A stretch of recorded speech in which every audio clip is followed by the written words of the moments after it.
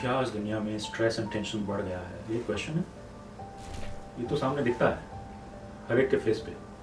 आप कहीं भी दुनिया के किसी भी कोने में जाओ, हर जगह ये समस्या आपको लोगों के चेहरे पे डांस करती दिखाई देगी।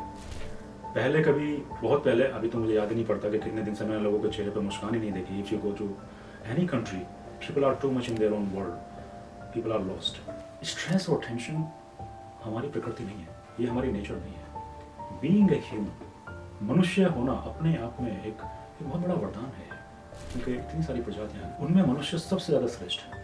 क्यों श्रेष्ठ है? क्योंकि उसके पास सोचने समझने की शक्ति है, उसके पास विचारशीलता है, उसके पास रचनात्मकता है जिसको हम क्रिएटिविटी कहते हैं, उसके पास एक और पावर जिसको हम कहते हैं इंट्यूशनल पावर। कैसे ग्लिम्स आता है आपको कि ये करना चाहिए, ये नहीं करना चाहिए, वो इंट्यूशन, वो जो फ्रिक्शन है इंट्यूशन का, वो सिर्फ मनुष्य के पास है। तो स्ट्रेस और टेंशन ये कोई मनुष्य का फंडामेंटल सिस्टम का पार्ट नहीं है, ये एडेप्टेड है, ये इम्पोज्ड है, ये आपकी ट्रेनिंग से भी आया है और ये आपकी लर्निंग से भी आया है, ये सिस्टम से भी आया है और इस समाज से भी आया है, ये आपके घर से भी आया है और बाहर से भी आया है।